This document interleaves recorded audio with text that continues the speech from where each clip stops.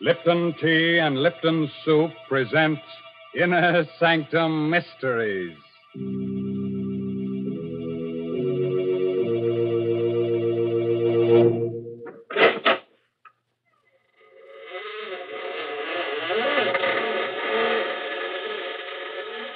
Good evening, friends. This is Raymond, your host. Welcome again to the Inner Sanctum. Come in, won't you? You'll have to excuse me for not getting up, but I have an awfully stiff neck. You see, I was out with a certain lady last night who collects very curious things. She spent the first half of the evening telling me how wonderful I am, but after that, well, it's one thing when a girl tries to turn your head. It's another when she tries to twist it off. And now, friends, let me introduce someone who is a real lady. She must be a lady because she wants to reform me. Come in, Mary Bennett. Hello, folks. Draw up a coffin and sit down, Mary. Now, Mr. Raymond, please don't talk that way. It is nice. Why are you always pretending to be so cold-hearted and creepy? Underneath, I'm sure you're a friendly, good-natured sort of man. Yes, you are. Underneath, you're just like everybody else. I'll bet you like to come home in the evening, put on an old jacket and slippers, and then sit down to supper. Yes, sir, and I'll bet I know one of your favorite dishes, too. Noodle soup. Or most all men like noodle soup. That's why Lipton's is so popular. Lipton's noodle soup is real homemade tasting. It's got a grand chickeny flavor, and it's swimming with noodles. Egg noodles, too. You know, Lipton's noodle soup will bring a family swarming to the table quicker than a dinner bell. Mr. Raymond, someday I'm going to take you home with me and feed you a good hot bowl of Lipton's noodle soup. Well, thanks for the invitation, Mary. And now let me invite you to come to the desert and hear the story of Desert Death. It's an original tale written by that spinner of surprise stories, Robert Newman. And our star tonight is Horace Braham.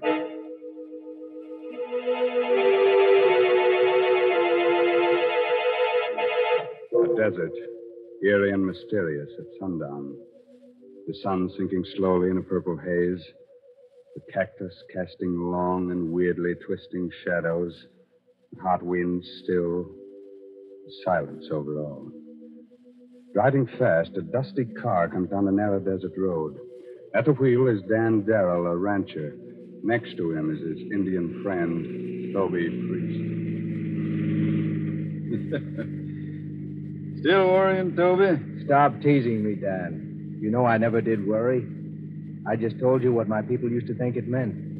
Used to think? Didn't you say we ought to postpone our trip into town today? I did. And when did you say it? Right after you saw them. 3 vultures lying together toward the sunset. That means 3 days.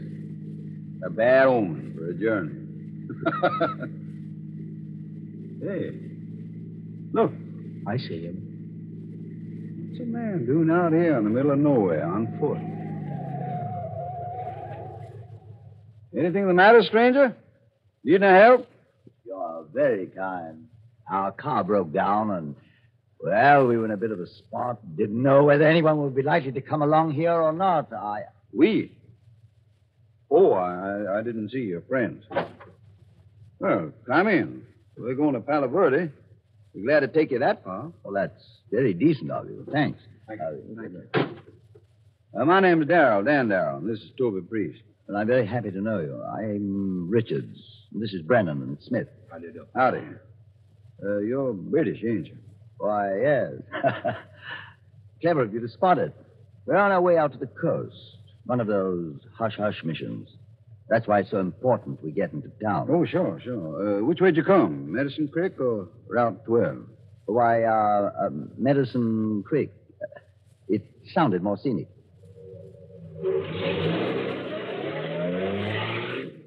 You're lying, Dan. You know that, don't you? What makes you say that, Toby? Use your head. He doesn't look. Mr. Darrell, surely it's considered rude to whisper in front of strangers, even here in America, isn't it? What? Oh, sorry. Yes, I'm sure you will be. But first I must insist on knowing what you were saying. Insist? What you mean, insist? This is my car, and this is I know. A free country. But this is a gun. That's why I can insist. And now, will you tell me what you were saying? I was saying it, so I'll tell you. I said you were lying, that you weren't British at all. No? Then who are we? I think that you're Nazi prisoners who escaped from that camp up near Post City. Oh? And what makes you think that? First, none of your clothes fit you, so they're obviously not yours. Second, you said your car broke down, but there wasn't any car around. Third, you said you came by way of Medicine Creek, and that road's closed. All right. Stop the car and let us get it over with. You mean shoot them? Not so quick, Bernard. We can use them for a while yet. At least one of them. What the devil do you mean? Of course, your Indian friend is right. Very clever, too. But since I have a gun, you will take orders from me. Our first need is water. You have any in the car? No. And then we will have to find some. Yeah? Where'd you expect to find water in the desert? I told you we were Nazis, Darrell. I did not tell you that we were Rommel's men from the Africa Corps. That means we know the desert, any desert, better than anyone on Earth. Those hills off there to the left. Take the left-hand road at that fork there and head toward them. But do as I say.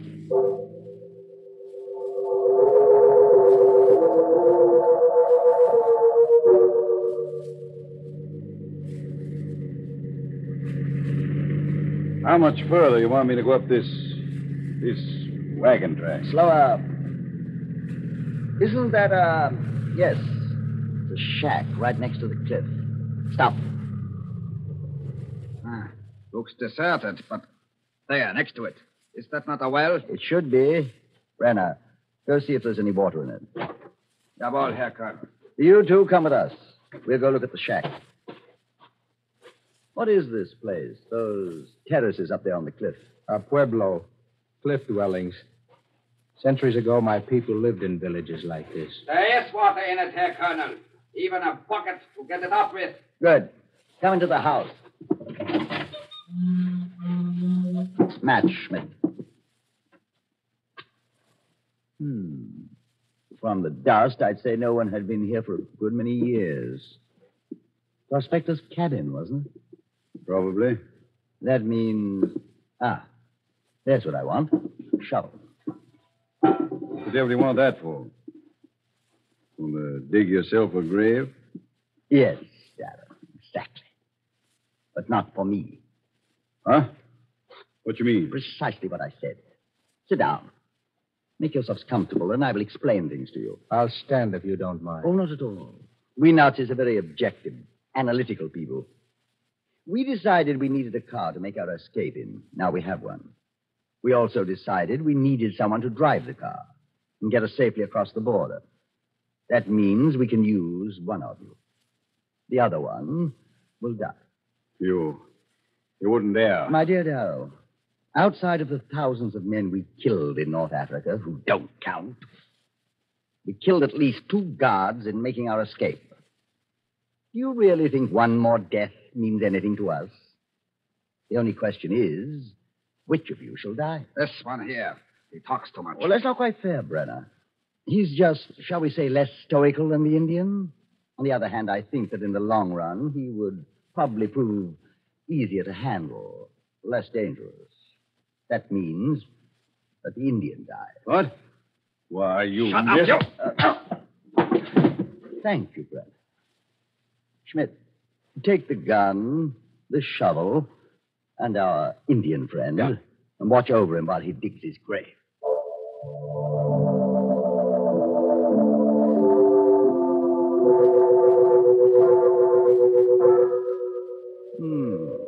Very nice. Very nice indeed. Of course, I personally would prefer a deeper grave, but that's up to you. The depth is not important. The only thing that matters is that it faces west. That is why I dug it with the head against the cliff. An old tribal custom. Very interesting. Similar to the Egyptians. But, of course, they believed in a life after death. My people believe in a life after death also, Colonel. And in this case, I think I can promise that I will not rest easy in my grave. Oh, I'm sorry to hear that. Hear this, too, men from across the seas. Men with death in your hearts. For the evil you would do, evil will follow you like a hungry wolf. What is that? What he just mentioned. A wolf. Though you bury me deep, the earth will not hide me till you have paid for your crimes. Here where you have killed, here too will you die. Now, Herr Colonel. Yes, Brenner. Oh, you can't, you. Oh. Very good, Schmidt. I'll take the gun now. Fill in the grave, then meet us back at the cabin.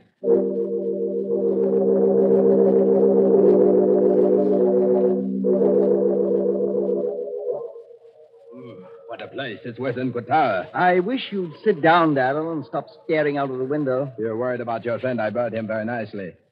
I'm not worried about him. I'm thinking about what he said before you killed him. I should think that you think about it, too. That? We have had more curses laid on us in more languages than you have hairs on your head. What's that? Must be the wind. No, it is different. More like some kind of musical instrument. But there's no one around here but us. There hasn't been anyone living in those houses up on the cliff for centuries. It's just the wind, I tell you. But if you want to, go take a look. Go take a look, I said. Jawohl, Herr Koll. It's too dark. There's too much sand blowing to see anything. But wait. Over there near the foot of the cliff, there's something. It looks like... Oh, God. It's the Indian. He's lying there, out of his grave. Oh, you bury me deep. The earth will not hide me till you have paid for your crimes. Here where you are killed, here too will you die.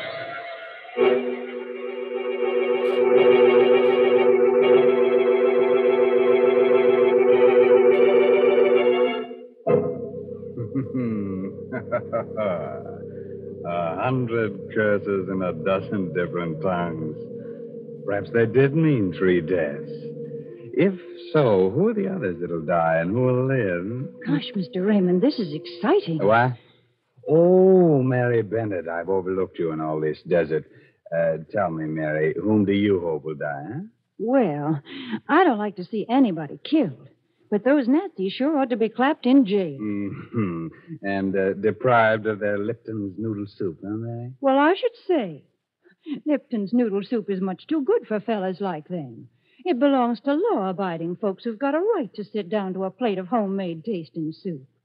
And say, that's just the kind of noodle soup you get when you use Lipton's.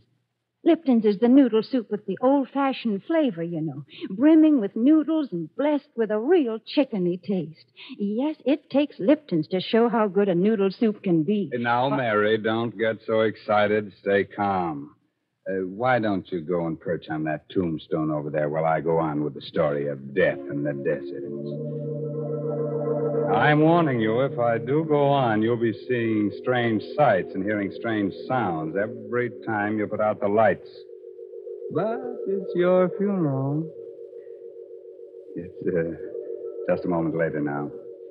The 3 Nazis are still standing at the open door of the deserted cabin, staring out into the darkness. Then the colonel turns sharply, glares at them. What was that you said, Darrell? I was just repeating what Dover said before you murdered him. It's true, Herr Colonel. That's what he did say. The earth will not hide me. And there he is out of his grave, lying there. Fine Nazi you are. A fine example of the Africa Corps. Listening to the ravings of a savage and believing them. Schmidt, where did you bury the Indian? In the sand. Then this wind came along and blew the sand away. And that's all. And that strange man? Another trick of the wind. But if it bothers you to see him lying there, go on out and bury him again. Deeper this time. No, Herr Colonel, no. Now, that's an order. Jawohl, Herr Colonel. Friend Schmidt seems to be getting a bit rattled. That's why I sent him out there. Nothing like facing a fear to overcome it.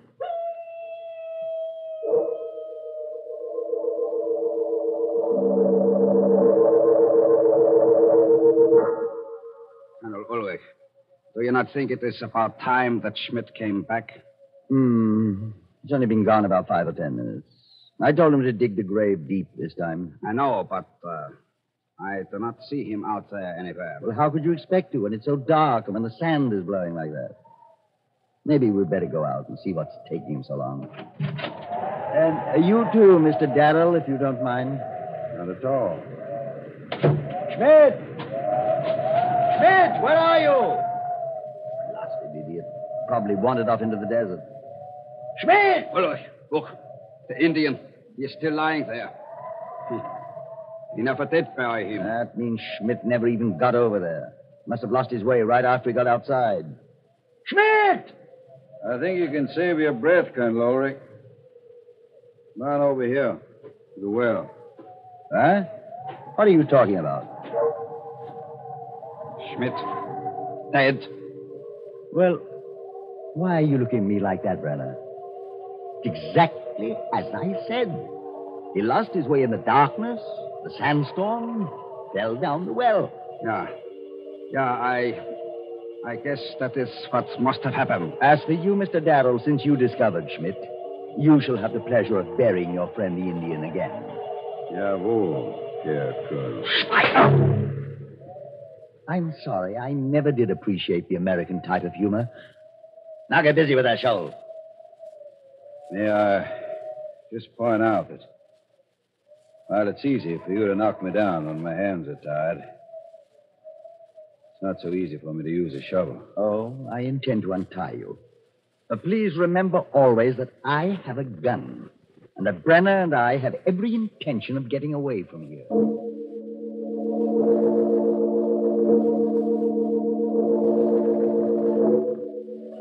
I'm happy to see that you've stopped pacing the floor and looking out the window, Mr. Darrow. That means you've stopped expecting something miraculous to happen that will save you. Is that what you think it means? Frankly, no. In fact, I think just the opposite. You're looking much more cheerful than before. You're thinking one of them is dead. Now it will be that much easier to get away. It really pains me to disillusion you. Schmidt was a sergeant, a fool. I can assure you that neither Brenner nor myself are going to be bothered by strange noises or tricks of the wind. Right, Brenner? Of course not, Colonel. Good. And now, if we're to make an early start, I think we should get some rest. Brenner, you take the first watch and wake me at midnight. I advise you to get some rest, too, Darrell. Maybe you'll be able to dream of some way of escaping. Thanks. But I'm not sleeping. As you wish. Good night. Quite a character. He was one of the best soldiers in the Africa Corps. Yeah? Where's Africa Corps now? Where are you? This isn't Africa, Brenner. This is America. This is a part of America where strange things happen. Things that even the Indians can't explain. Indians. Ignorant savages. That devilish music again. Where does it come from? I thought you said it was the wind.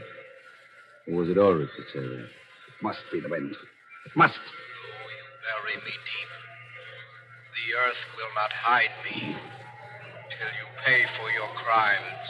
What is that? That was what Tova said just before you killed him. Schmidt was first, Brenner. You will be next. I'm waiting, Brenner. Waiting. You Waiting. You heard it, too? Yeah. I heard it. You're lying. You're lying, I say. You're just trying to frighten me. What? Who's trying to frighten you? What's going on? It is nothing here, Colonel. Just that music again. For a moment, it sounded as if someone was calling my name. Someone was calling your name, Brenner. The dead man. You know you heard it. So? There it is again. You hear it? Just that same noise, the wind. Look, Ulrich. Look. That Indian. He's out of his grave again? How can you tell? It's too dark to see. But I know he is. I know it. I'm very disappointed in you, Brenner. You're losing your grip, slipping. I'm sorry, Herr Colonel. It is just this place, the nervous tension, the mating. Just being sorry isn't enough. Fear is a weakness. As much of a weakness as pity. You know that as Nazis we cannot tolerate either one. And you also know what you must do, don't you? No. No, Herr Colonel. No. You must face your fear and overcome it. You must go out there and prove to yourself that you are not afraid. That you've just been imagining things the way Schmidt did. But Schmidt... Schmidt was a fool. And he had an accident. You are an officer. And you will not have an accident. Now go ahead and convince yourself that this is all nonsense. Jawohl, Herr Colonel. But leave the gun with me. What's out there is imaginary, but Mr. Darrell is very real. If I didn't have a gun, he might get ideas. Jawohl, Herr Colonel. Here. I will be back in a few minutes. You're looking at me very strangely, Mr. Darrell. Perhaps now you're starting to understand the fiber of the Nazi character. And perhaps now you're beginning to realize why you can never win this war. Because we allow nothing to defeat us or stand in our way. Any sign of weakness is ruthlessly stamped out. And Abel, God, what's that? Sounded to me like Brenner. Outside, quick. And don't try to get away or I'll shoot you down in your tracks. Okay. Which way? Towards the cliff, where we buried the Indian. That's where he went, and... What's that over there? My guess is that it's your friend, Brenner. Maybe you'd better make sure. It is Brenner. Dead. Strangled. So it was all imagination, huh? Just face your fear and overcome it. Aren't you feeling just a little frightened, Colonel? Yeah. No. There's some rational explanation for everything that happened. Look. The Indian. He is out of his grave again. And that's the answer. He wasn't dead. But this should take care of him. There. And you will notice that even at a moment like this, I look ahead. 1 shot before and 4 now. That still leaves 1 bullet for you, if it should prove necessary. You think of everything, don't you? Yes, my friend, everything. Now get into that car. We're not going to wait until morning. We're leaving here right now. I thought you had everything figured out. You weren't frightened. What's that? What's what? That noise, that music. It's like the music we heard after we killed the Indian. I don't hear anything. Oh, but you must hear it. You must. Listen. It's coming from over there. For the evil you have done, evil will follow you like a hungry wolf. Though you bury me deep, the earth will not hide me till you have paid for your crimes. Did you hear that? Did you hear it? Yeah. I heard it. Here where you have killed, here too will you die. No. You're dead. You're dead, I tell you. I killed you. First Schmidt, then Brenner, now you. But you're dead, I tell you. And the dead don't speak. I can't be really hearing you unless... Mad. No. I can't let that happen. I can't. There's one way. The Nazi way. A way to fool you all. This is why you'll never beat us. Never. Never.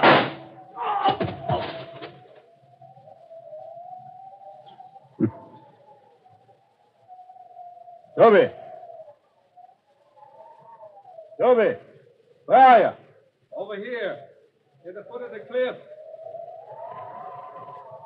Are you all right? That first bullet creased my head. I was already dropping by the time he fired. Outside of that, I'm all right. Figured that was what had happened when Schmidt went down the well. I knew it was an accident. I was pretty happy that it was you that buried me the second time. That you put my face against the cliff, left a hole for me to breathe. The first time, well, it was pretty tough until the wind blew the sand off.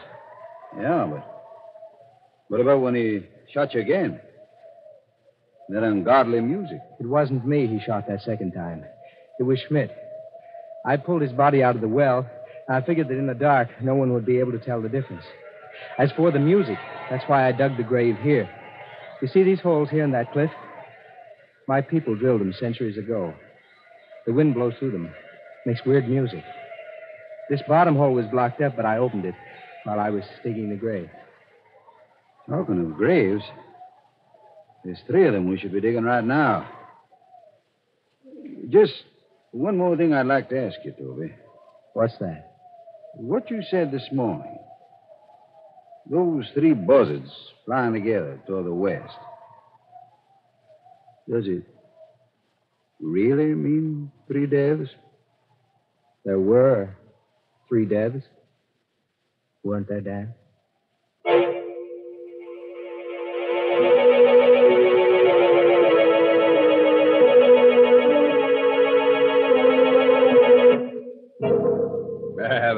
Boy, Toby.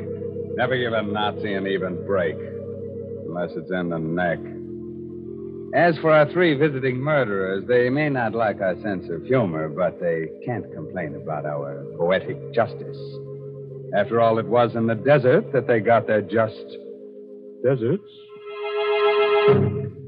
Well, Mary Bennett, did you like the desert with its sand and wind and weird music? Would you like to live there? Well, I wouldn't mind so much. You know, I believe a woman can make a good home in some pretty out-of-the-way places, the way the old-time housewives did. But, well, I'd want to lay in a supply of good modern food. Food that's easy to make, like Lipton's noodle soup.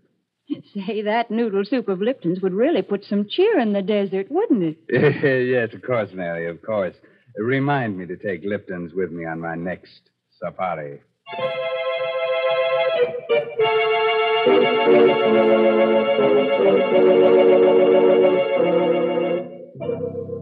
We must have a word of advice. Here it is. If you should wake up one of these nights in a cold sweat, convinced that there's something or someone in your room, and if, when you look toward the window, you should see a strange figure silhouetted in the moonlight, then pull the blankets up over your head and don't look out again. It'll be one of our 3 friends from tonight's story, one of the Africa corpses. By the way, this month's Inner Sanctum Mystery novel is Puzzle for Puppets by Patrick Quentin. Well, now I guess it's time to close that there squeaking door until next week at this same time.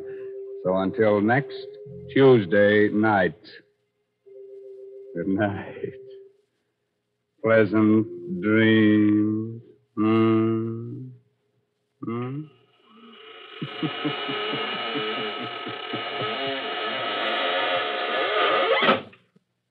Folks, here we are outside the squeaking door.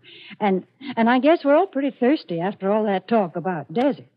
Well, I know just the thing that'll put us back to normal again. It's Lipton tea. Yes, a cup of that brisk Lipton tea would do just fine. And did you notice that word brisk? B-R-I-S-K. It's a mighty important word in tea language. The tea experts always use it. It means that Lipton tea has a lively flavor, never wishy-washy. That's why most folks prefer Lipton's to any other kind. Don't forget, that's Lipton tea. And don't forget to tune in again next Tuesday night to Inner Sanctum.